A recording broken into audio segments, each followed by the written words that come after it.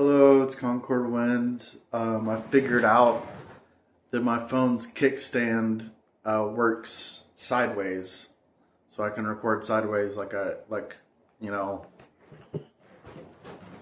I usually do in my videos. I usually record this way, so there's lots of room for my hands and stuff. um, as you can see, I got a new hoodie. You want to see? Yeah, that's pretty nice, huh? Got it off of eBay. When I saw it, I was like, I gotta have that. That's so nice. And it wasn't like super expensive or anything. It was only like $30, and it's really nice. And the head hole is a little small though. It seems like a California product or something because they always like undersize on California clothing and stuff. I know that because I got some pants from California that they're large, but they don't really fit me. I still wear them anyways on special occasions, but yeah. Uh, yeah, California undersizes their clothes. Well, anyways, today we're going to be reading from The Word Appears in the Flesh, Volume 2 again. We're going to be reading from this book again. I love this book. This is probably my favorite book out of all of God's words. I guess we're going to read the kind-heartedness and sincerity of Job. And by the way, I did have an energy drink, and yes, I did throw up from it. I might throw up again. As a matter of fact, I'm going to go throw up right now. 1 second. All right, I'm back. So, anyways, my mom says I'm really tough about throwing up because, like, I just kind of tank it and just throw up, and I don't complain about it or anything, and like I don't cry but like throwing up with the disease I have isn't as bad as like throwing up from too much alcohol or throwing up from a stomach virus. Like it doesn't like take your breath away and burn and stink and all the things that make throwing up from like a stomach virus or too much alcohol, all the things that make that really bad, like the extreme nausea. And I don't have any of that. Like I just feel a little bit nauseous before I throw up, and then once I throw up I feel better, and it doesn't stink, it doesn't burn, doesn't take my breath away. It's controlled vomiting. So it's not that I'm tough, it's just that the vomiting that I do is easier than what somebody with the stomach virus or too much alcohol would be doing. Like if I had too much alcohol or a stomach virus and I was throwing up, I wouldn't be so tough about it. It would be really hard. I'd be crying and praying to God, talking to Him. Like it would be really hard. But yeah, with my disease, the way I throw up isn't like that bad.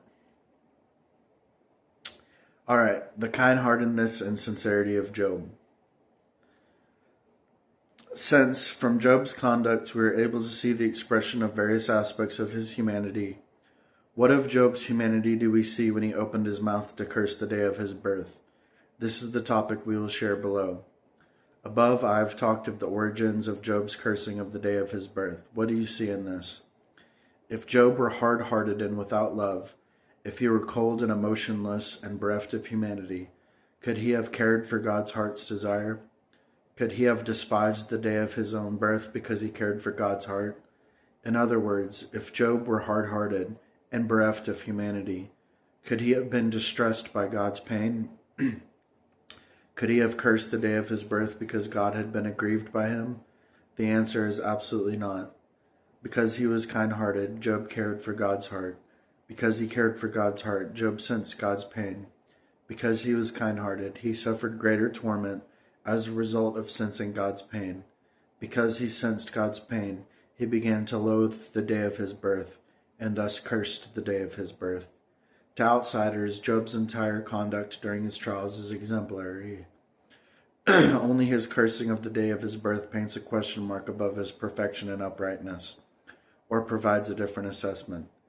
In fact, this was the truest expression of the essence of Job's humanity. The essence of his humanity was not concealed or packaged, or revised by someone else. When he cursed the day of his birth, he demonstrated the kind-heartedness and sincerity deep within his heart.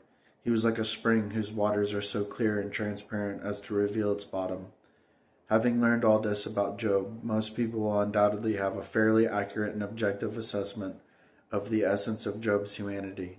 They should also have a profound, practical, and more advanced understanding and appreciation of the perfection and uprightness of Job as spoken by God. Hopefully, this understanding and appreciation will help people embark upon the way of fearing God and shunning evil. Amen.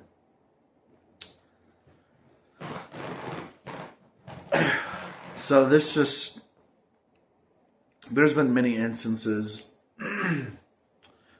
where I have cared for God's heart, either through sympathy or even empathy, like back in 2017, some of the very first words that I spoke, some of the very first words that I read from Almighty God's words, some of the very first words I read were words about the pain that God felt when he had to destroy the earth with the flood during the days of Noah. Like when he saw the earth covered in water and debris floating everywhere and dead bodies, and God felt extreme pain. He felt anguish in his heart. It was heartbreaking. He that was not his intention in creating the earth. It wasn't to destroy it. That wasn't his intention. That's not why he created the earth. He didn't create the earth just to destroy it. So it was deeply painful, and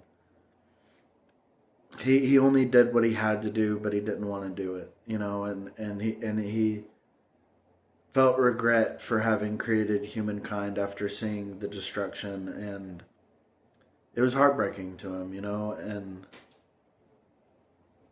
I remember I cried so much when I read those words. And I got in the shower and I was just crying, and I was on my knees in the shower, and I was thinking of God's feelings, and I was empathizing with them, and I was like doing like that, and then crying, and beating my chest, and then doing like that, like trying to empathize, trying to feel what he felt about like using his power on the earth to destroy it. Like he was angry, but then he was heartbreaking and he crying, and using his power and crying, and it was like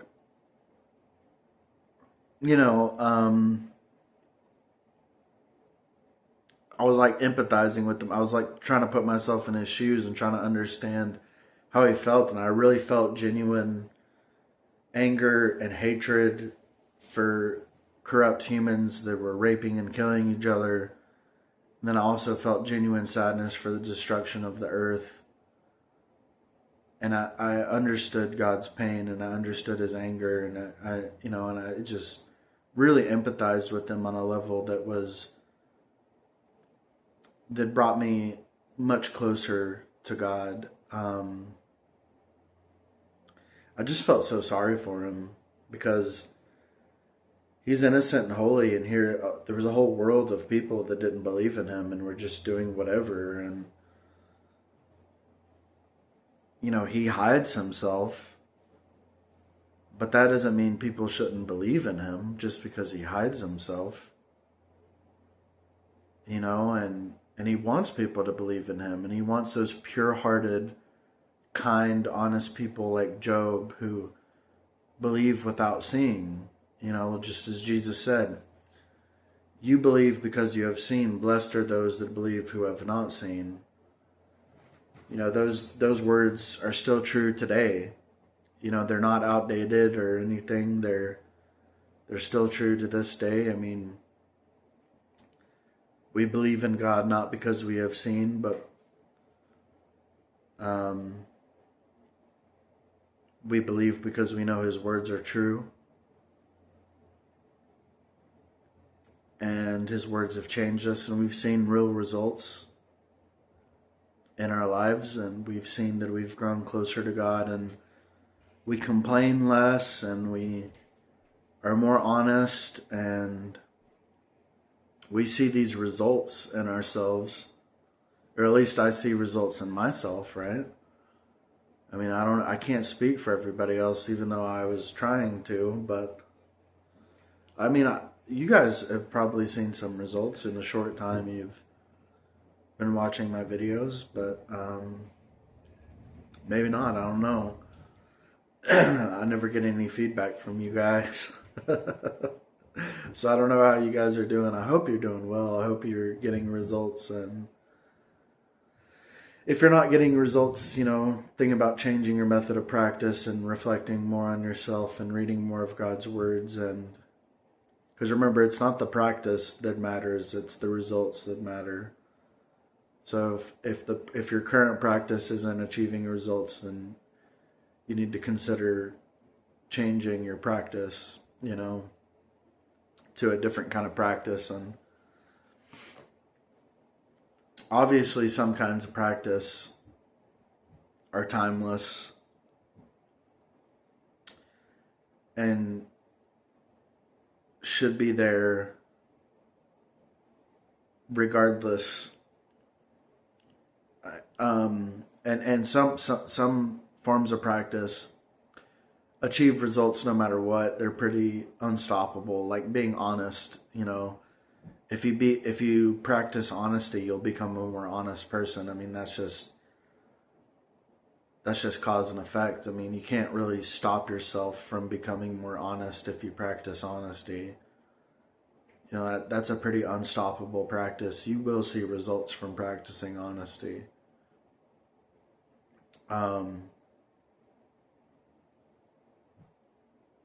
But other forms of practice, like praying, you may not get results from praying. So you might want to swap out the practice of praying for the practice of reading God's words. Don't just stop all practice altogether because you're not getting results. Just change your practice. There's people who get negative and give up on all practice, and that's not right. You can't just give up on all practice just because you're not getting results. You just got to change your practice. Like if praying isn't getting you results, then you need to read God's words more instead. Pray less, read God's words more.